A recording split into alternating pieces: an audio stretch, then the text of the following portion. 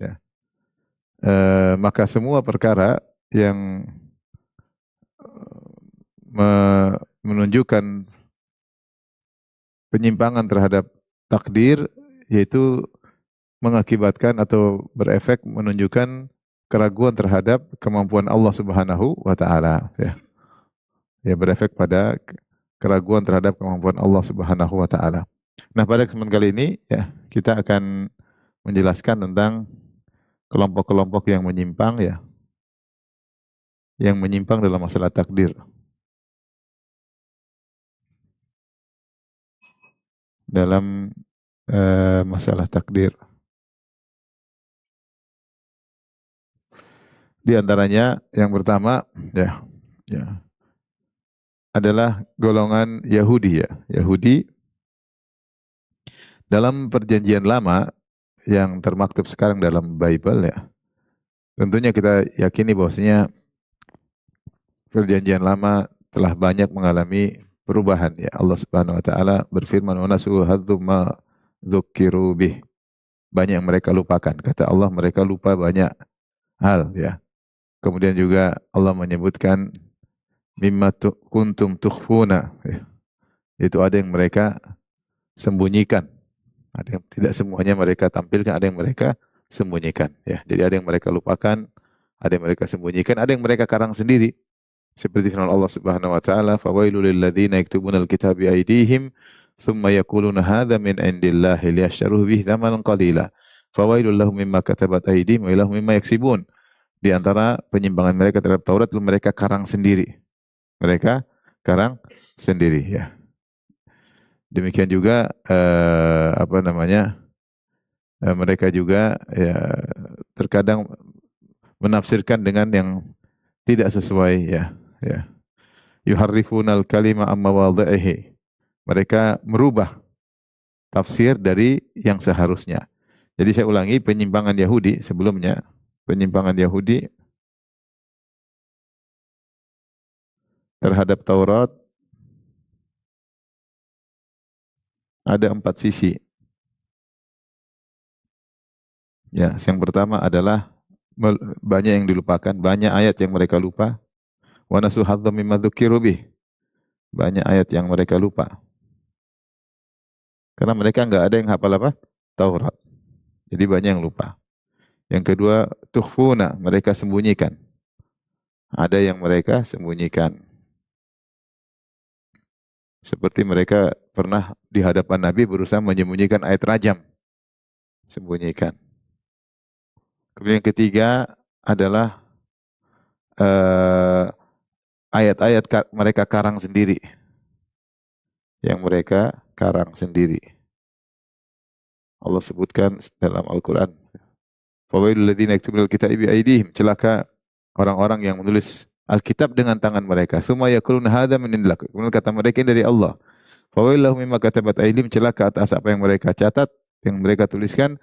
Fawailul lahum mimma yaksibun, dan celaka atas apa yang mereka kerjakan. Itu Allah sebutkan mereka celaka sampai 3 kali. Celaka, celaka, celaka. Karena berani ngarang ayat sendiri. Yang keempat, merubah tafsir. Yuharrifunal kaliman mawadhihi. Ya, merubah, menafsirkan dengan keliru. Menafsirkan, sengaja menafsirkan dengan keliru.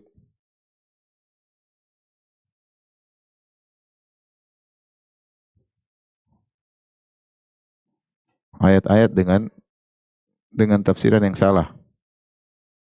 Tafsir yang salah. Makanya apa namanya? Untuk apa? Liyashtaru bihi tsamanan qalila, untuk dapat dunia, untuk dapat dunia. Mereka ngarang ayat dapat dunia, mereka rubah tafsir untuk dapat dunia. Makanya ketika saya akan sampaikan sini Yahudi menyimpang terdapat dalam Taurat, ini bukan berarti teks yang asli, ini pasti ada penyimpangan ya. Pasti ada penyimpangan. Di antaranya dalam Taurat atau Bible yang sekarang ya. Di antaranya tentang takdir ada dalam Kejadian, pertama Kejadian, kitab Kejadian 6, 5 sampai 12 ya. Yaitu Tuhan menyesal ya. Yaitu mereka menyatakan Tuhan menyesal. Baik. Kalau Tuhan menyesal, berarti dia salah prediksi nggak? Salah prediksi.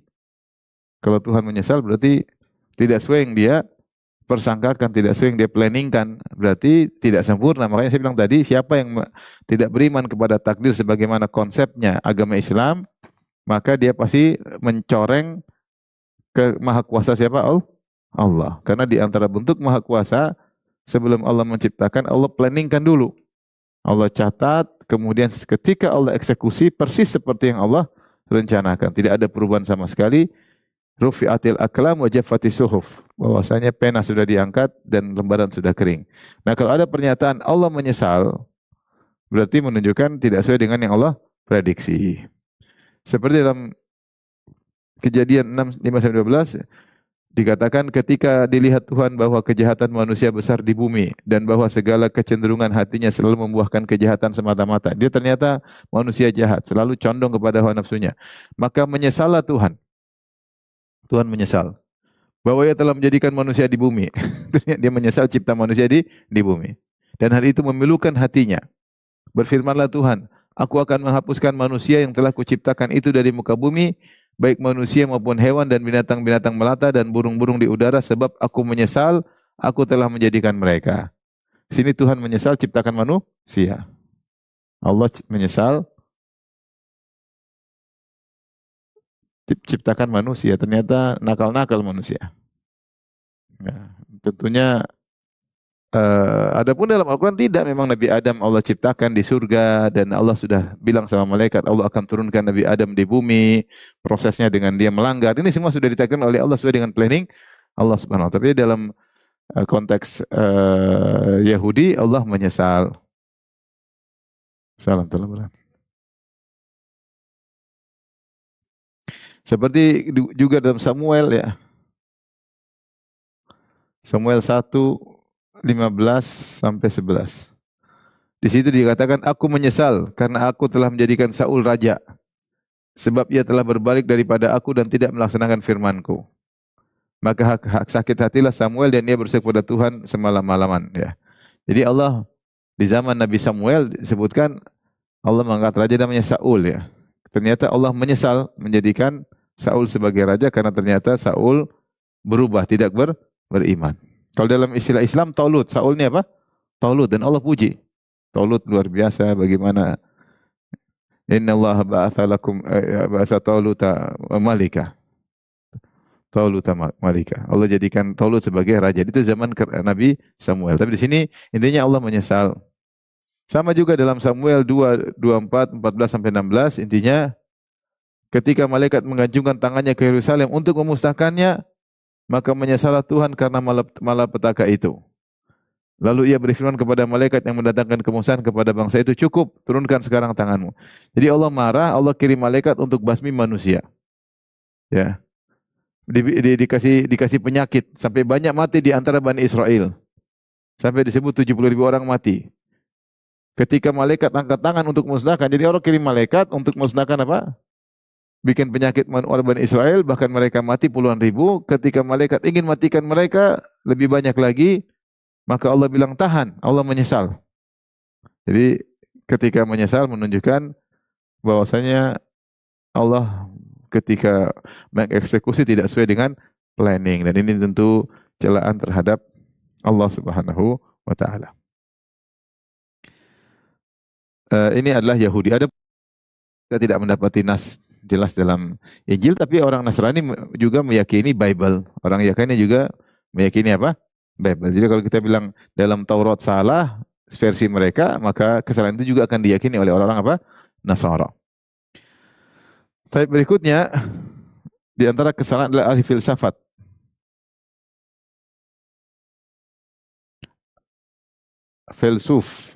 Para filsuf. Filsuf itu ahli filsafat. Ya ini sudah Ibu ya? Belum. Nanti di lembaran berikutnya.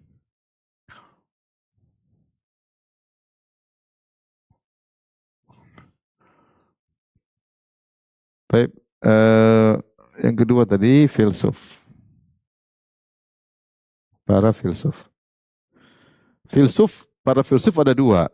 Ada namanya falasifatul Yunan, para filsuf Yunani. Yang kedua ada falasifatul muslimin, yaitu para filsuf dari kalangan kaum muslimin, para filsuf kaum muslimin. Adapun para filsuf Yunani yang terkenal adalah misalnya Plato dan Aristoteles.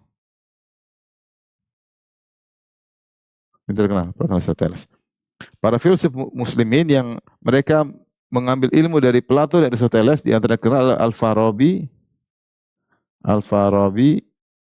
dan Ibnu Sina. Atau dengan Avicenna, kalau mereka Avicenna. Nah, Plato dan Aristoteles ketika mereka berbicara Tuhan, mereka mengatakan bahwasanya Tuhan itu hanya mengetahui secara global, tidak mengetahui secara detail, ya. Dan ini kemudian ditiru oleh Farabi dan Ibnu Sina, dan saya sudah nukil perkataan mereka dalam Syarah Aqidah Wasithiyah. Mereka mengatakan Allah hanya tahu tentang makhluknya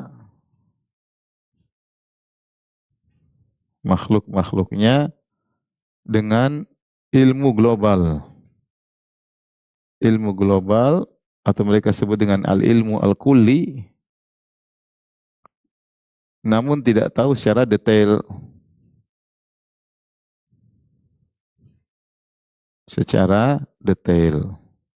Yaitu al-ilmu tafsili.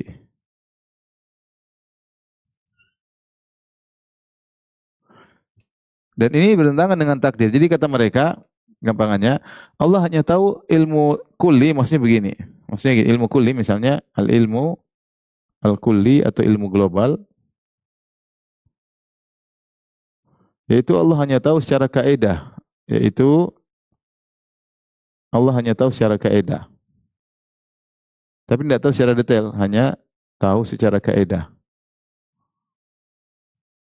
Contoh kaidah, contoh misalnya,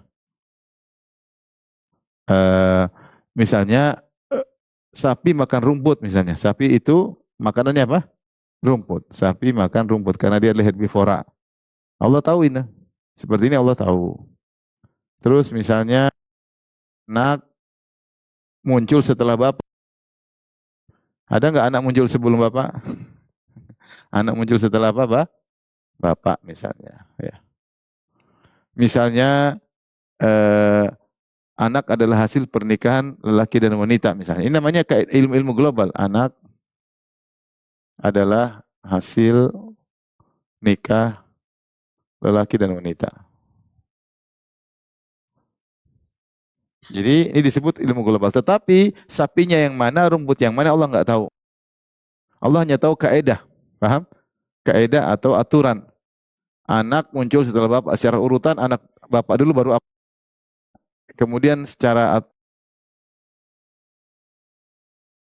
orang laki dan seorang wanita. Tapi siapa sapinya, apa rumputnya, siapa anaknya, siapa bapaknya Allah tidak tahu. Tentunya ada syubhat di kepala mereka. Saya tidak ingin sampaikan itu masalah semua sifat terlalu sulit ya. Tapi saya cuma bilang ini melazimkan Allah tidak tahu apa-apa tentang makhluknya. Allah tahu secara global. Padahal dalam takdir Allah tahu kaidah, Allah juga tahu siapa-siapanya. Allah tahu saya seperti apa, saya sedang apa, saya nanti bagaimana, detail semua. Karena tidak ada yang terjadi kecuali Allah telah catat.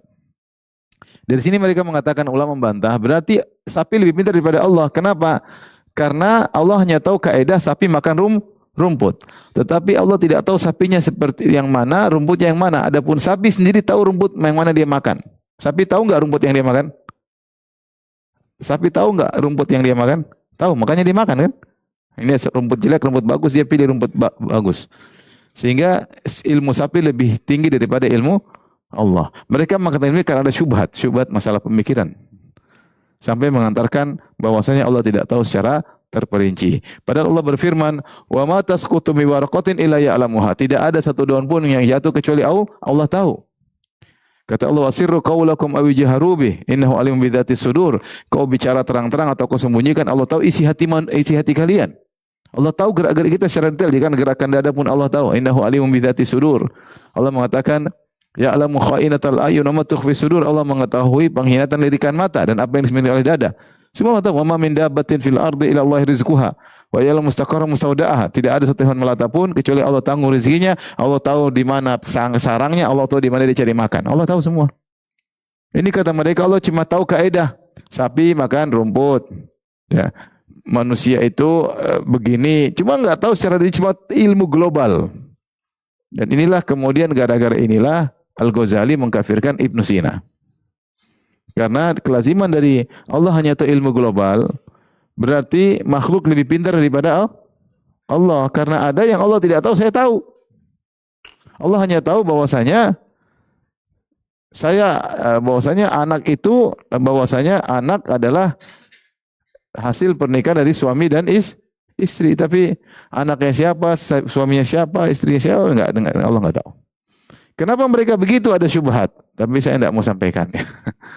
Khawatir antum kena syubhat. Ya. Tapi ini pembahasan kalau kita bahas asma sifat secara runut baru kita bisa jelaskan. Tapi ini diantara penyimpangan ahlu filsafat. Makanya Allah berfirman, Inna kulla syai'in khalaqnahu biqadar. Segala sesuatu kami telah ciptakan dengan takdir, dengan ukuran. Tidak ada satupun yang keluar dari takdir Allah Subhanahu wa taala. Segala sesuatu, detail-detail apapun, ya. Allah berfirman, wa indahu mafatihul ghaibi la ya'lamuha illahu. Wa ilma fil barri wal bahr. Wa ma tasqutu min illa ya'lamuha. Ya. Wala habatin fil ardi wala habatin fi dhulumatil ardi, ya. Dalam surat Al-An'am illa fi kitabim mubin, ya. Kita baca ayatnya sebentar.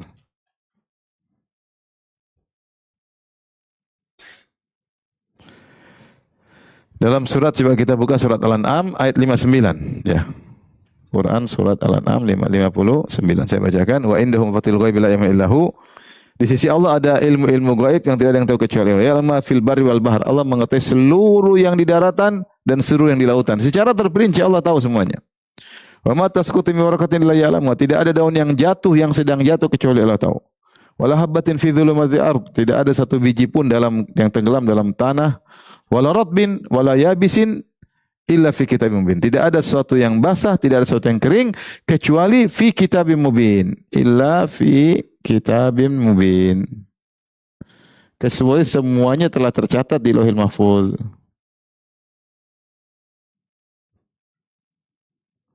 Di Lauh Mahfuz. Ya.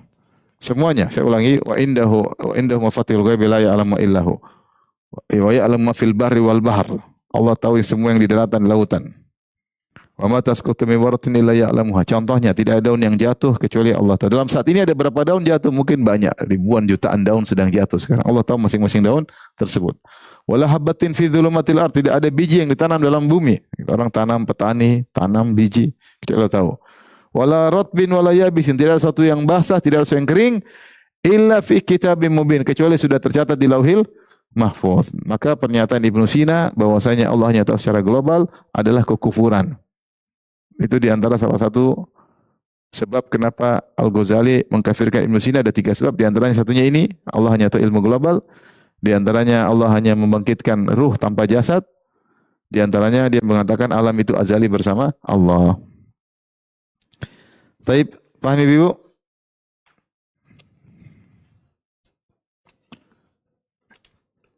Kita lanjutkan, di antara yang menyimpang adalah musyrikin Arab.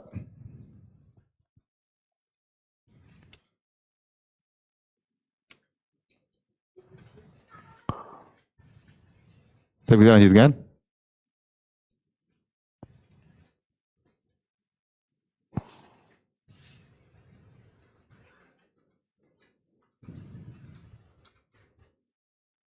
Musyrikin Arab.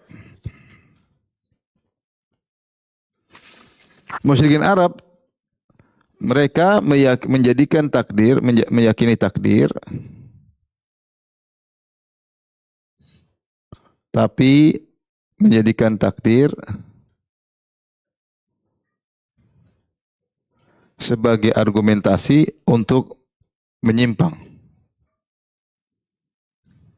untuk melanggar perintah Allah, menyimpang. melanggar perintah Allah, melanggar syariat.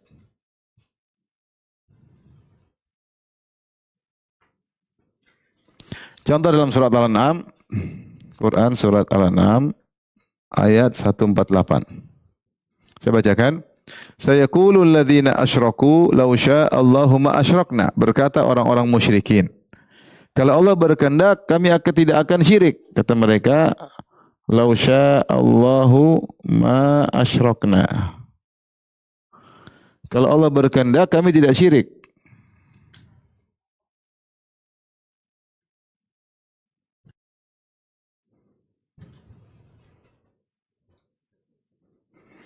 Itu mungkin mereka mengatakan syirik itu kami syirik karena Allah mau. Kata mereka kami syirik atas kehendak Allah. Dan kehendak Allah pasti baik kata mereka ya. Wala abauna wala haramna min syai'. Demikian juga nenek moyang kami tidak bakalan syirik dan kami tidak akan mengharamkan yang halal sama sekali. Allah bantah mereka, kata Allah, kadzadzina min qablihim. Demikianlah orang-orang sebelum mereka telah mendustakan hatta dzaqu ba'sana, sampai akhirnya mereka merasakan azab kami. Ya. Jadi mereka ingin menjadikan dalil bahwasanya penyimpangan yang mereka lakukan adalah takdir Allah, menyelisih syariat. Jadi kalau gampangannya ada dia syirik, ini kan kehendak Allah. Dia bunuh orang, ini kehendak Allah. Dia berzina, ini kehendak apa? Allah. Ini berbahaya karena melegalkan maksiat dan melawan syariat. Melegalkan maksiat, melawan apa? Syariat. Ya. Jadi sekarang mereka berkata akan berbuat syirik atas kehendak Allah, sehingga mereka melegalkan kesyirikan. Dan ini juga disebutkan dalam ayat yang lain. Quran surat An-Nahl ayat 35.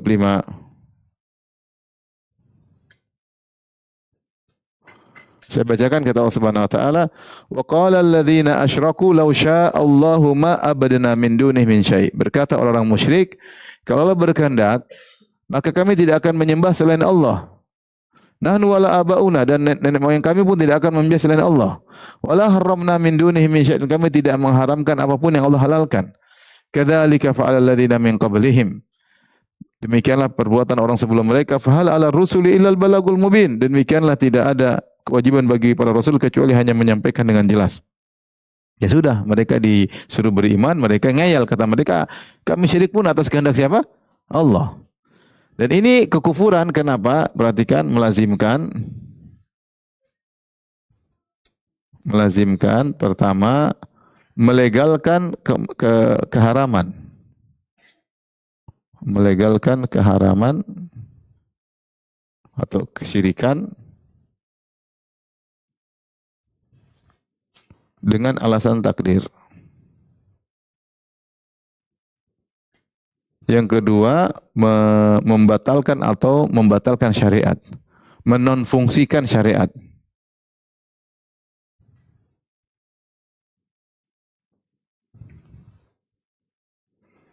Nah, kalau semua alasan takdir, akhirnya semua akan melanggar syariat.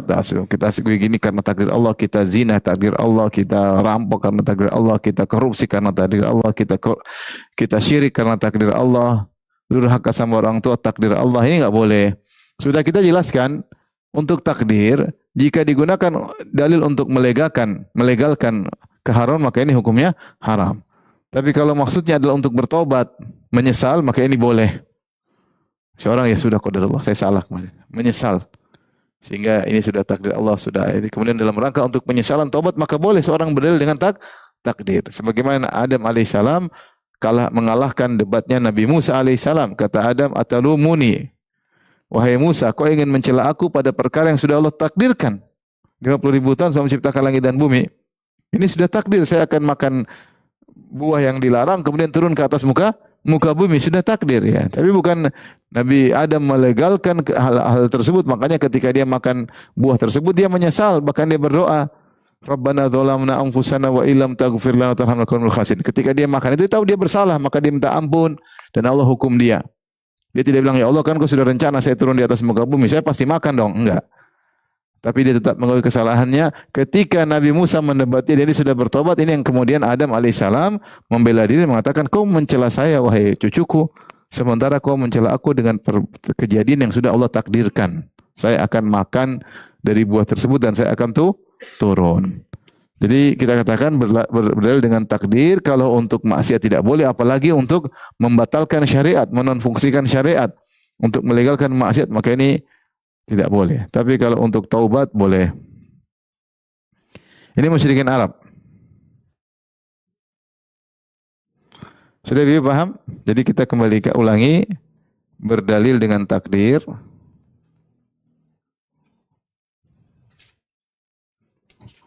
Haram jika untuk apa? Melegalkan apa? Melegalkan maksiat. Boleh jika telah taubat. Bukan untuk mendukung maksiat, tapi telah taubat, mengakui kesalahan. Telah taubat yaitu mengakui kesalahan.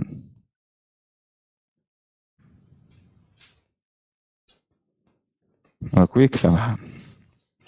Adapun musyrikin Arab, mereka ingin melegalkan kesyirikan mereka, maka tentunya ini merupakan kekufuran. Ya, ini penyimpangan dalam takdir. Dan sudah kita jelaskan bahwasanya takdir itu rahasia Allah Subhanahu wa taala. Terkadang Allah mentakdirkan sesuatu yang buruk karena ada sesuatu di balik itu. Seperti Allah mentakdirkan adanya iblis, karena di balik adanya iblis ada banyak maslahat, ya. Seperti adanya jihad, adanya dakwah, adanya surga dan neraka. Kalau nggak ada iblis, nggak ada neraka, cuma surga doang.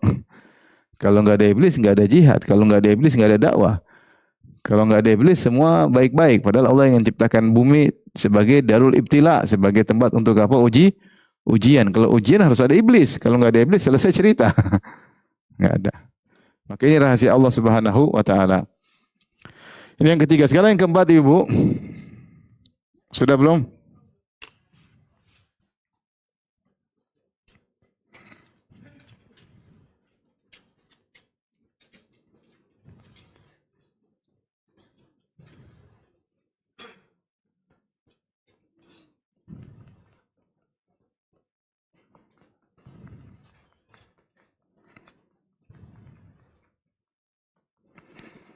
Kalau ada ibu-ibu misalnya ditelepon sama penelpon asing, terus suruh transfer, kemudian dibilang ada jual tas branded, kemudian bayar 20 juta, ternyata bodong.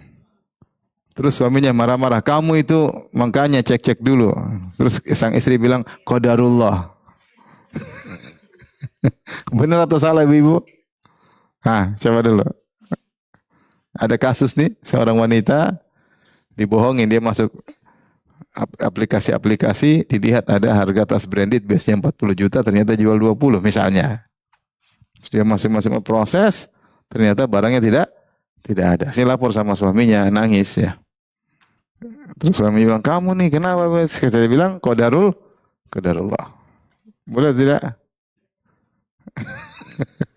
Boleh atau tidak? Ya boleh lah, memang takdir, tapi jangan bilang saya nggak salah, sudah takdir ya. Saya menyesal, minta maaf, qadarullah, saya ketipu, itu boleh. Tapi Abi kok marah-marah, udah takdir lah. Duit Abi, kalau duit kamu sendiri enggak apa-apa. Kalau duit saya ya, saya marah ya. Kamu makanya jangan teledor ya. Jadi kalau dia minta maaf, bilang qadarullah karena untuk membenarkan apa yang dia lakukan, itu nggak boleh. Tapi kalau datang menyesal, maafin bi qadarullah, ya oke lah. Itu berarti dia minta uzur qadarullah. Dia sudah salah, mengakui apa? Kesalahan. Jadi beda. Orang musyrikin ini, mereka berdalil dengan takdir untuk melegalkan kesyirikan mereka, untuk ngeyel dengan kesyirikan mereka. Kata Nabi, jangan syirik. Kata mereka, lau sya'allahumma asyrakna. Kalau Allah berkehendak, kami tidak bakalan syirik. Berarti kami syiriknya Allah yang punya mau. Ya sudah, kita jalani kemauan Allah. Nah, ini namanya melegalkan kemaksiatan. Ini enggak boleh. Kalau sampai pada penghalalan syariat, maka sampai pada kekufuran. Tapi yang berikutnya, yang juga menyimpang, dan ini sampai pada kekufuran juga, qadariyah ekstrim. Ini semua kesalahan sampai pada kekufuran. Ya. Yang berikutnya qadariyah ekstrim.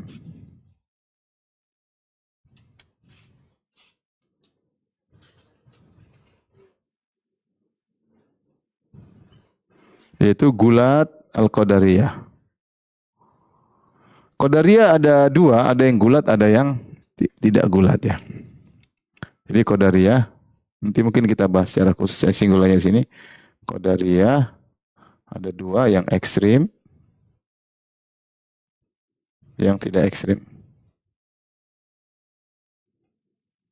Kalau yang ekstrim mereka mengatakan Allah tidak tahu apa-apa sebelum mencipta. Allah baru tahu kalau sudah terjadi.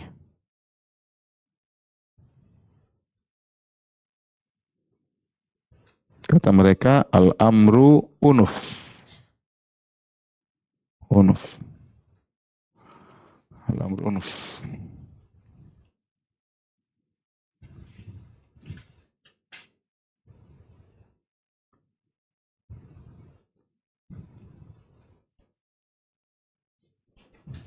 Al-amru unuf.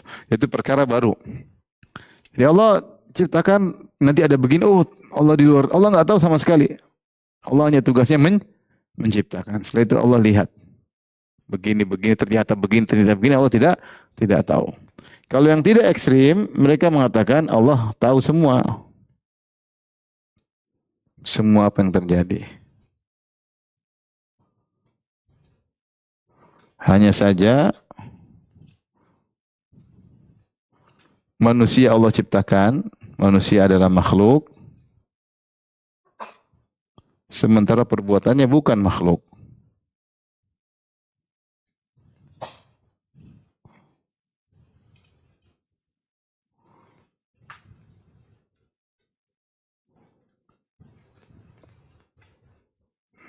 Dan ini mereka mengingkari khalqu afal ibad. Kalau kita ahlu sunnah, semua selain Allah adalah makhluk. Yang bukan makhluk cuma khalik, cuma Allah subhanahu. Selain Allah, apa alam semesta, hewan, burung, semua adalah makhluk. Kita adalah manusia makhluk dan semua perbuatan kita juga makhluk. Ini ahlu sunnah. Mereka punya syubhat. Kata mereka enggak, manusianya makhluk, perbuatannya bukan makhluk. Kenapa mereka punya syubhat? Itu qadariyah yang tidak ekstrim. Kalau ini kafir, yang ini kafir, ini tidak kafir. Hanya ahlul bid'ah, ya, tapi tidak kafir.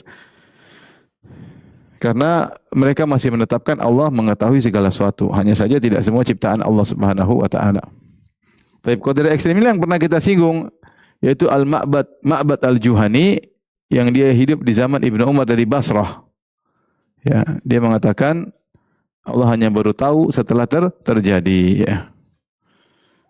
Sebabnya dia begini, karena dia terlalu berdalam-dalam tentang takdir, menggunakan akalnya sampai pada ranah yang tidak boleh dia pikirkan. Sehingga menurut dia logikanya kalau Allah sudah tahu dulu, terus Allah ciptakan, ini gimana ini, nanti nggak adil, nggak anu, ya sudahlah, berarti Allah tidak tahu.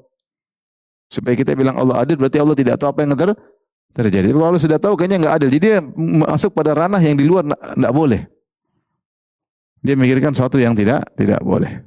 Dia merasa kalau dia bilang Allah tidak tahu, berarti dia akan menetapkan keadilan. Tapi dia lupa bahwasanya ketika dia bilang Allah tidak tahu, berarti Allah bahlul. Berarti Allah tidak sempurna. Berarti Allah tidak tahu apa yang akan dia kerjakan. Berarti Allah tidak tahu masa depan. Dan ini tidak pantas jadi Tuhan. Jadi ingin lari dari sesuatu, terjun pada sesuatu yang lain. Makanya disebutkan ketika seorang bertanya kepada Umar, mereka yataqa'aruna fil ilm. Mereka ini berlebihan dalam ilmu. Jadi membahas terlalu berdalam, berlebihan. Makanya Rasulullah SAW mengatakan idza dzukiral qadar fa'amsiku. Kalau disebut tentang takdir maka tahan diri, jangan berdalam-dalam di luar daripada ranah Al-Qur'an dan Sunnah. Karena kalau berdalam-dalam di luar ranah Al-Qur'an dan Sunnah, akhirnya ujungnya tadi berarti Allah tidak tahu. Terjadi baru Allah tahu. Ini adalah kekufuran. Makanya Ibnu Umar berkata, "Lau anna ahadahum fa idza laqitahum fa alimhum anni minhum bari'un wa hum minni bura'a." Jika engkau bertemu dengan mereka, kabarkan kepada mereka bahwasanya saya Ibnu Umar berlepas diri dari mereka dan mereka berlepas diri dari saya. Lau anna ahadahum anfaqa mithla Uhdin dhahaban thumma lam yu'mil bil qadar lam yuqbal minhu. Kalau seandainya salah seorang dari mereka punya emas sebesar gunung Uhud, kemudian dia infakkan di jalan Allah, maka dan mereka tidak beriman dengan takdir, tidak akan diterima oleh Allah Subhanahu wa taala. Hanya diterima jika mereka beriman kepada takdir.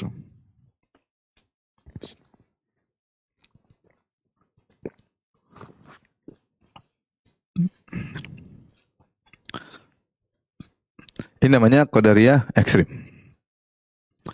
Yang keberapa tadi? Yang keempat. Yang kelima, Jabariyah ya. Ini sudah? Belum.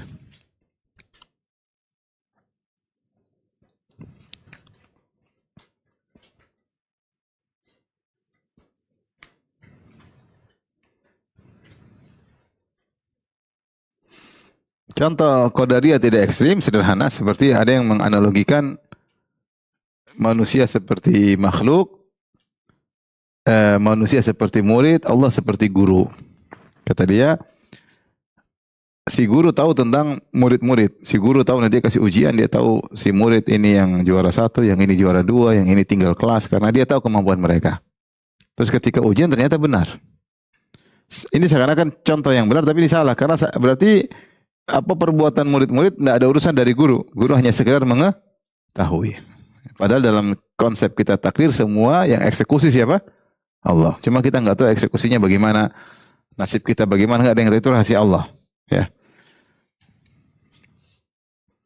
Karena kelaziman dari begitu, kalau hanya sekedar mengetahui, berarti Allah tidak punya tasarruf, tidak punya tindakan dalam semesta, hanya tahu doang.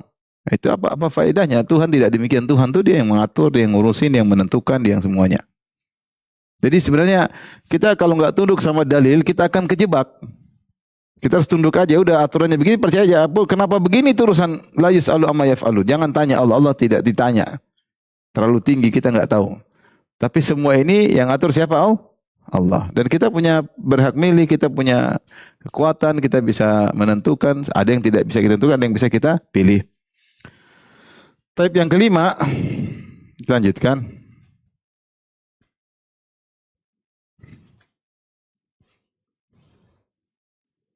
Jabariyah ekstrim.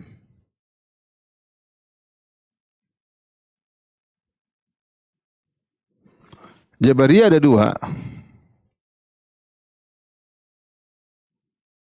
Ada dua. Ada yang ekstrim, ada yang tidak ekstrim. Yang ekstrim, dia mengatakan bahwasanya manusia tidak ada kudrah sama sekali. Dia hanya terpaksa, gerakannya terpaksa.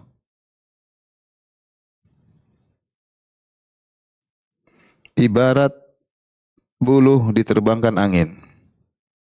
Diterbangkan angin.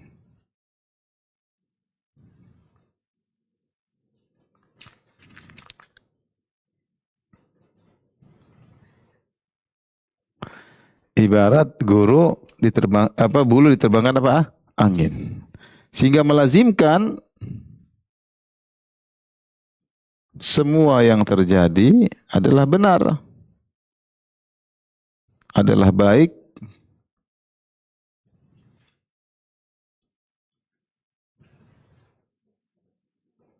Baik dan benar karena ciptaan Allah.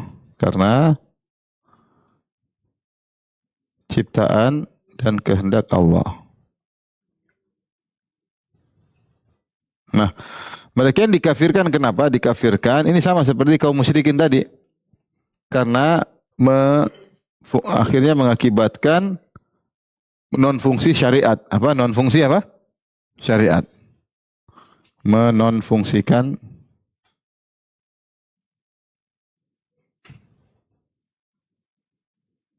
karena kata mereka semua ini kehendak Allah, jadi semua kehendak Allah baik. Ya sudah, enggak usah pakai syariat.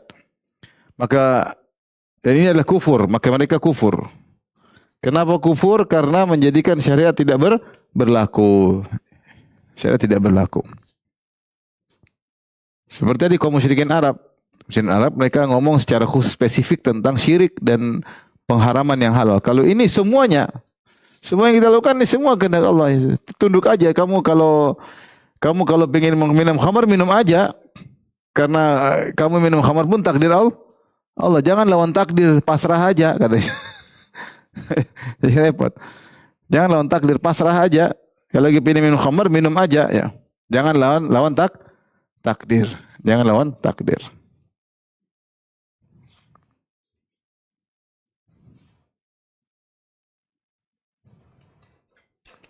Ini jadi contohnya ya, jika minum khamar, jika ingin minum khamar, minum aja. Tidak usah melawan apa? Takdir. Melawan takdir Allah.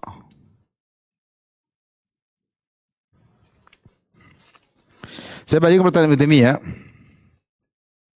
Anna man athbata al-qadar wa ihtajja bihi ala ibtalil amr wan nahyi fa huwa syarrun mimman athbata al-amr wan nahya.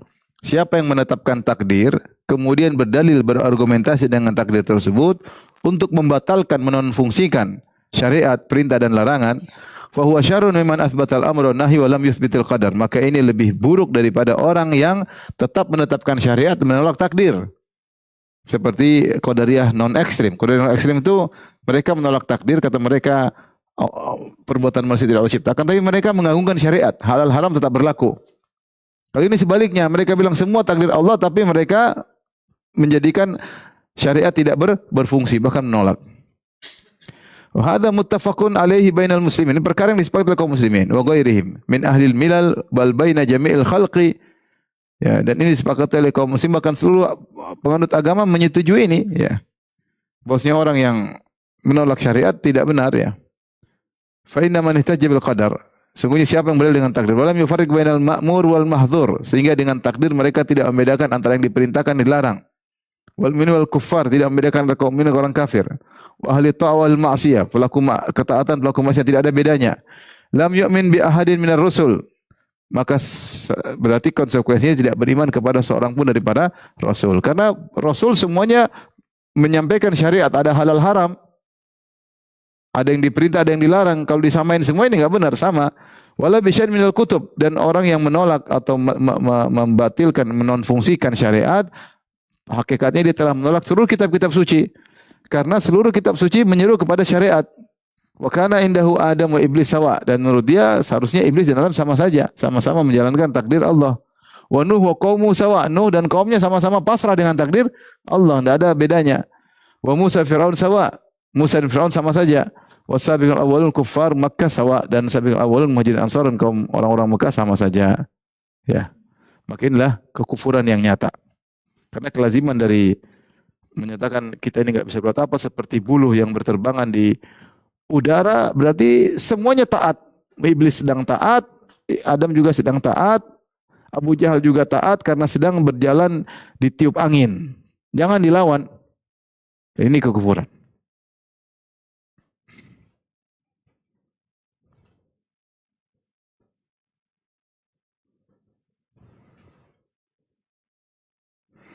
Konsekuensinya dari sini, ya,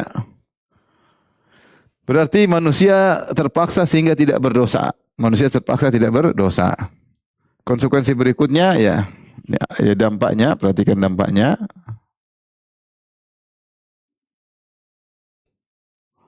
Berarti yang pertama,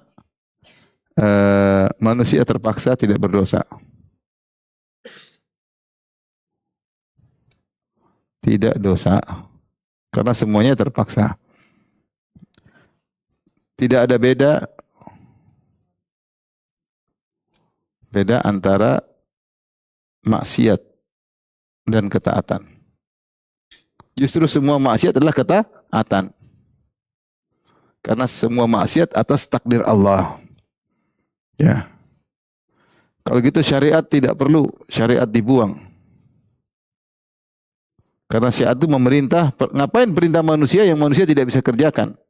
Saya tidak perlu. Karena tidak mungkin dikerjakan. Nah, kalau kita tidak punya kemampuan apa-apa, Allah perintah ya main-main doang. Kita cuma kayak bulu terbang, disuruh ke kiri kayaknya, ayo kita cuma kayak bulu berterbangan, terus syariat buat apa? Jadi syariat harus dibuang, ya. Ini menunjukkan konsekuensi Allah suka dengan kemaksiatan dan seterusnya. Ini lebih parah daripada Yahudi Nasrani, lebih parah dari Yahudi Nasrani. Karena Yahudi Nasrani masih mengagungkan syariat, mereka masih punya syariat. Adapun kalau Jabariyah ekstrim, maka mereka tidak mengakui syariat karena kata mereka semuanya sesuai dengan takdir Allah Subhanahu wa taala.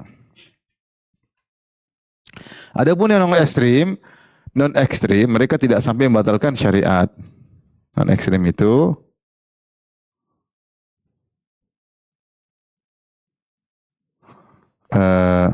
kata mereka manusia punya kudrah tapi tidak punya pengaruh. Sebenarnya mirip dengan yang ekstrim. Syariat tetap dijalankan.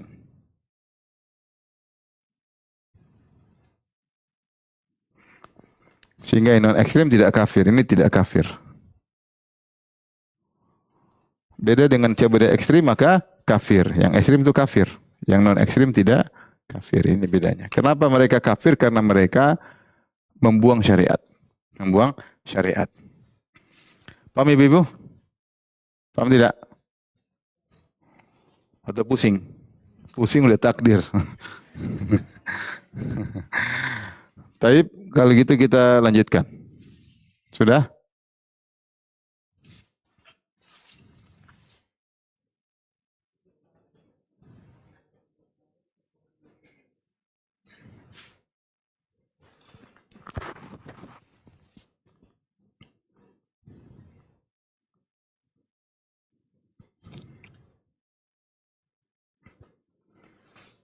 Berikutnya di antara yang menyimpang adalah Syiah Rafidhah.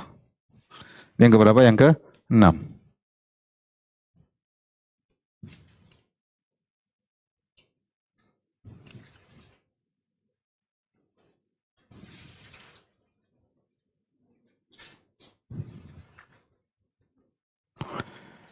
Syiah Rafidhah mereka punya akidah al-bada. Al-bada yaitu bada lillah, yaitu nampak bagi Allah kalau bahasa kita. Berarti melazimkan sebelumnya tidak nampak, melazimkan sebelumnya Allah tidak tahu.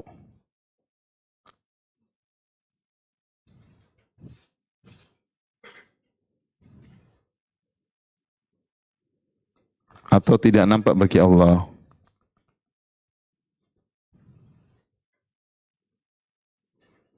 Dan ini sebenarnya melazimkan kekufuran ya.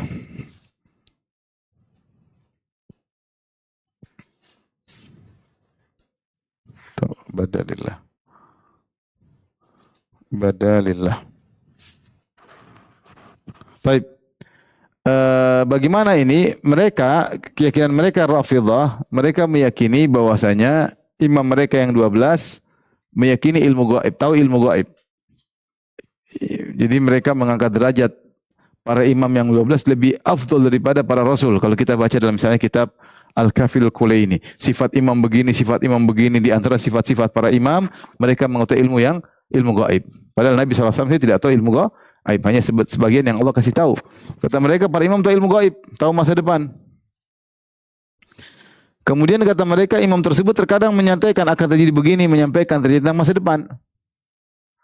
Ketika imam tersebut meramal terjadi sesuatu, terjadi masa depan, ternyata tidak terjadi. Ini masalah. Kenapa tidak terjadi imam? Katanya kau bilang begini-begini. Kata imam tersebut, badalillah, kayaknya Allah punya ide lain. Itu maksudnya. Kayaknya enggak pas yang kemarin sudah saya kabarkan, kayaknya badalillah nampak bagi Allah untuk merubah keputusannya ya. Namanya akidah bada ya. Dan ini juga merupakan apa? Kekufuran karena melazimkan berarti Allah tidak tahu apa yang terjadi sebelumnya. Ini saya sudah jelaskan nukilan-nukilan dalam buku saya 33 banyolan akidah Syiah. Yaitu pada banyolan ke-16. Akidah pada bab ke-16 tentang banyolan-banyolan akidah Syiah ya. Dan ada yang mengatakan bahwasanya akidah ini diambil dari Yahudi karena dalam kitab Taurat tadi sudah disebutkan dikatakan Allah menyesal.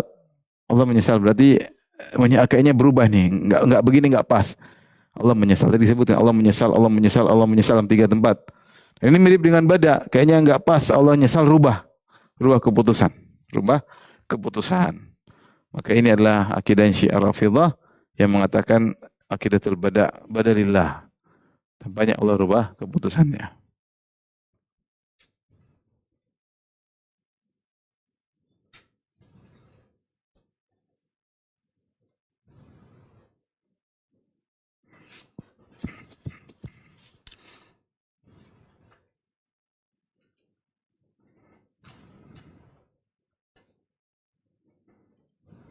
Baik. Ini sudah Ibu. Sekarang saya akan singgung tentang tadi ada Al-Jabariyah, Jabariyah non ekstrim. Itulah akidahnya Asy'ariyah. Sudah ini? Baik. Tadi kita singgung tadi Jabariyah tadi ada berapa Ibu? Oh, belum.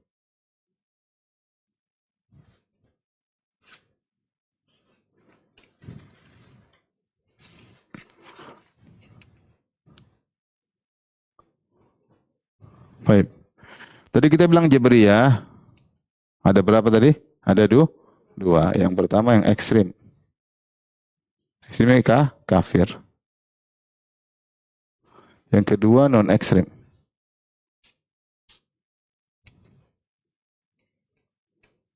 Non ekstrim. Di sini ini sebenarnya asalnya dari akidah Jahmiyah.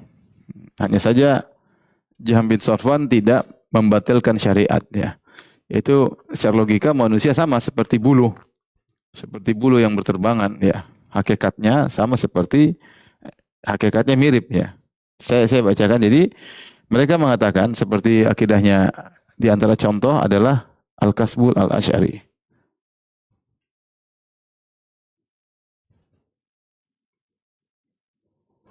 Al-kasb itu artinya usaha atau perbuatan. Perbuatan. Jadi keyakinannya begini. Manusia punya kudrah. Kudrah itu apa? Kemampuan atau kekuasaan. Itu kemampuan.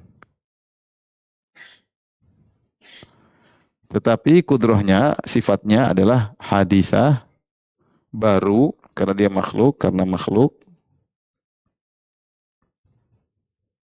kemudian dia ghairu mu'athirah. Tidak punya pengaruh maksudnya tidak bisa menimbulkan sebab, tidak punya pengaruh dalam artian tidak bisa menimbulkan akibat, tidak bisa berdampak akibat apapun.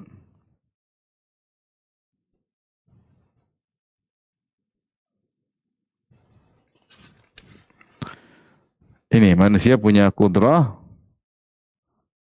tapi dia hadisah, dia baru ya. Adapun kudrah Allah,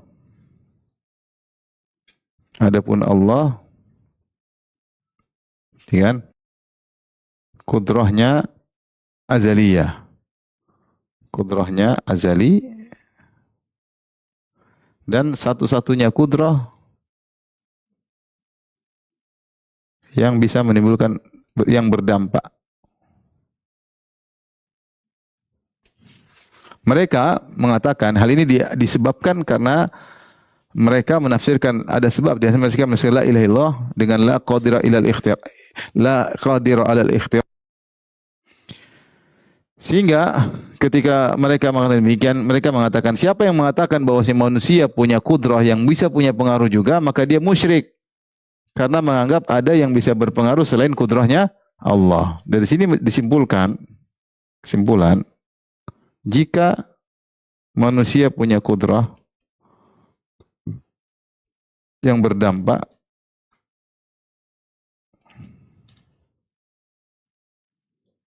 maka syirik. Karena la ilaha illallah maknanya adalah la qadira alal ikhtira illallah. Itu tidak ada yang bisa membuat dampak. Dan tidak ada yang bisa menciptakan. Mencipta di antaranya membuat dampak kecuali Allah. Kecuali Allah. Ini kalau kita la ilaha illallah artinya tidak ada yang berhak disembah kecuali siapa? Allah. Jadi mereka sehingga mereka mengatakan tidak ada sebab menimbulkan akibat. Dari sini mereka punya akidah yang lain, kata mereka tidak ada hukum sebab akibat. Sebab akibat pada makhluk. Karena tidak ada makhluk yang bisa menimbulkan akibat. Kapan makhluk bisa melakukan satu berdampak berarti syirik. Sehingga mereka mengatakan kalau kita mukul kepala orang benjol dengan besi, bukan besi yang membuat kepalanya benjol, tetapi besi itu cuma tanda gitu nempel, Allah ciptakan benjol. Jadi besi itu nggak bisa membenjolkan. Cuma tanda. Seperti apa? Seperti pelangi bukan sebab hujan, cuma kalau hujan muncul tanda pelangi. Jadi mereka, karena kata mereka mengatakan semua yang bisa menimbulkan sebab berarti syirik. Karena yang bisa menimbulkan akibat cuma siapa? Allah. Ini tentu secara panjang lebar ada pembahasannya, cuma secara singkatnya ini kekeliruan. Makanya ketika dan Allah menyebut dalam Al-Quran banyak sebab, kata Allah, ya, misalnya misalnya apa namanya, Allah menyebut tentang sebab air hujan memunculkan tumbuhan, ya. Kata Allah, Allahul ladzi khalaqas samawati wal ard wa anzala minas samaa'i ma'an fa akhraja bihi minas thamarati rizqan lakum. Allah yang turunkan apa? Hujan dari langit. Kemudian dari air hujan tersebut Allah tumbuhkan, dengan air hujan tersebut tumbuh apa? Tumbuhan. Berarti hujan merupakan sebab tumbuhnya apa? Tumbuhan. Allah mengatakan akhrajna bihi, ya. Makanya Rasulullah suruh berusaha. Kenapa? Karena ada sebab akibat. Allah telah menciptakan potensi dalam sebab-sebab untuk menimbulkan akibat. Semuanya dengan izin Allah, tapi Allah menciptakan apa? Potensi. Sama seperti apa? Api punya potensi membakar enggak? Punya. Makanya ketika Nabi Ibrahim dilempar ke api, api harusnya membakar, tapi Allah perintah balik. Kata Allah, ya naru kuni bardan wa salaman ala Ibrahim.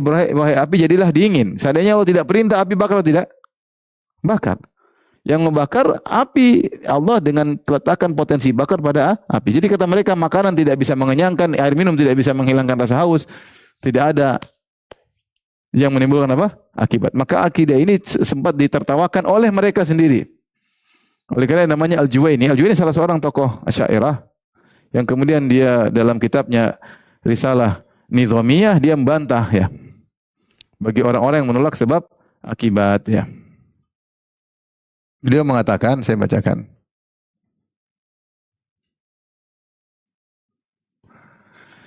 Beliau berkata, rukun yang pertama tentang kudrah hamba dan pengaruhnya terhadap perbuatannya. Jadi hamba itu punya kudrah dan punya pengaruh, ya. Kalau tidak begitu maka repot syariat. Ya, kalau hamba ternyata punya kudrah, tidak cuma nama doang, kudrah, kekuasaan, tapi tidak bisa menimbulkan akibat, ngapain dia disuruh oleh Allah? Disuruh ini, disuruh ini, tidak punya kudrah, seperti bulu berterbangan. Kalau itu kita perintahkan seorang yang tidak punya kudrah sama sekali, omong kosong. Makan kau, berdiri kau, sebenarnya tidak bisa berdiri. Berarti kan hanya bualan aja. Berdiri, padahal dia nggak bisa berdiri. Ya, bergeraklah, padahal tidak bisa bergerak. Dia hanya seperti bulu berterbangan. Maka ini kalau gitu syariat tidak bisa dibebankan kepada orang seperti ini. Hanya kita boleh sampaikan silakan berdiri kalau dia memang punya kemampuan untuk berdiri. Cuma dia mau berdiri atau tidak, dia terserah dia. Cuma kemampuan dia untuk berdiri, baru kita perintahkan dia untuk berdiri. Tapi kalau sejak awal tidak bisa berdiri, kita bilang suruh berdiri, ngapain kita perintah? Sehingga Al-Juwaini ingin mengatakan manusia itu punya potensi, punya kudrah, yang punya pengaruh. Tentu atas izin Allah. Kalau dia tidak punya pengaruh sama sekali, ngapain diperintah? Saya bacakan. Tentang kudrah hamba dan pengaruhnya terhadap perbuatannya, maka kami katakan bahwa telah tetap bagi setiap orang yang berakal dan telah bebas dari tahapan-tahapan taklid. Dalam kaidah-kaidah itu, kata dia, orang yang mengatakan tidak ada sebab akibat itu taklid buta. Bahwasanya Rabb Subhanahu wa taala menuntut para hambanya untuk beramal dalam kehidupan mereka. Benar atau tidak? Allah suruh kita beramal enggak, ya? Dan Allah menyuruh mereka untuk beramal serta memberi ganjaran jika mereka beramal dan hukuman jika mereka bermaksiat di akhirat. Dan telah jelas dalam nas-nas yang tidak bisa menerima takwil bahwasanya Allah telah memberikan mereka kemampuan untuk melakukan apa yang Allah perintahkan kepada mereka. Makanya kalau tidak mampu Allah mengatakan la yukallifullahu nafsan illa usaha. Itu menunjukkan ada yang mereka mampu, ada yang mereka tidak mampu. Kalau semua tidak mampu, ya ngapain? Allah juga mengatakan fattaqullaha mastata'tum. Bertakwalah semampu kalian. Berarti yang di luar kemampuan ya sudah dimaafkan. Tapi kalau tidak ada kemampuan sama sekali, buat apa syariat yang tidak mampu sama sekali? Dan Allah memberikan mereka kesempatan untuk menjalankan perintah Allah serta untuk mencegah diri dari hal-hal yang dilarang. Jika aku membacakan ayat-ayat yang menunjukkan akan hal ini tentu sangat panjang. Itu dalilnya sangat banyak. Dan ini tidak perlu bagi orang yang berakal dengan adil. Penulis berkata, siapa yang mengamati kitab-kitab suci yang di mana dalamnya ada banyak dalil yang menyuruh kepada perbuatan-perbuatan mulia, semua kitab suci, Taurat, Injil, semuanya pasti ada perintah dan larangan. Demikian juga ada hukum-hukum had di balik itu dan juga ancaman-ancaman bagi yang melanggar taat ya. Apa yang wajib diyakini berupa tentang pengkabaran mereka mengenai hukuman yang akan menimpa para pembangkang dan orang-orang sombong, baik hisab maupun azab serta kesudahan yang buruk. Dan perkataan Allah kepada mereka pada hari kiamat, kenapa kalian melanggar apa yang melanggar? Kenapa kalian melanggar? Kalau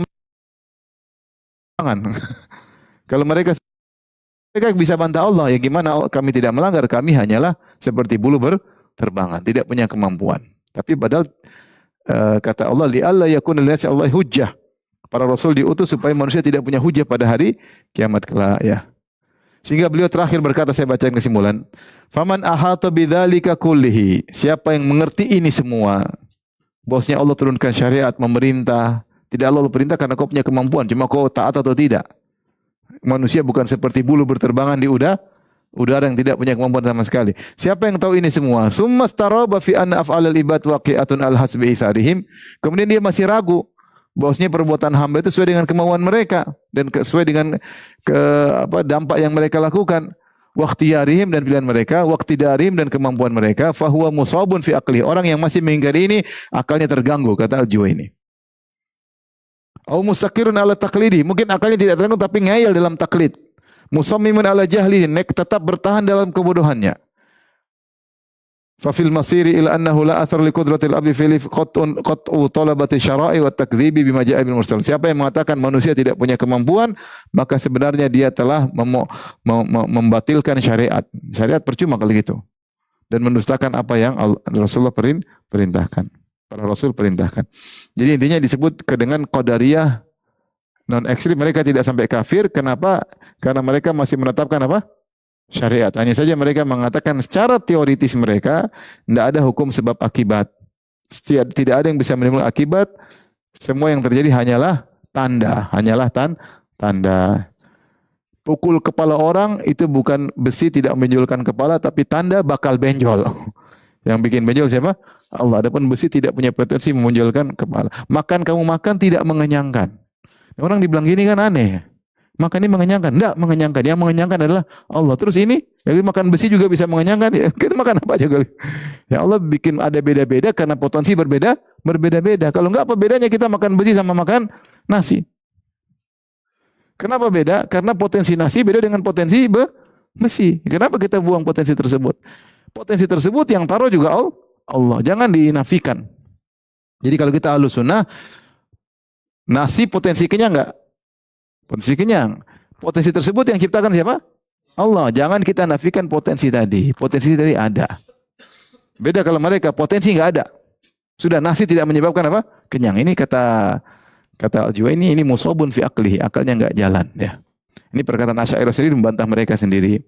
Wallahu a'lam bishawab. Demikian saja yang saya sampaikan. Saya persilakan.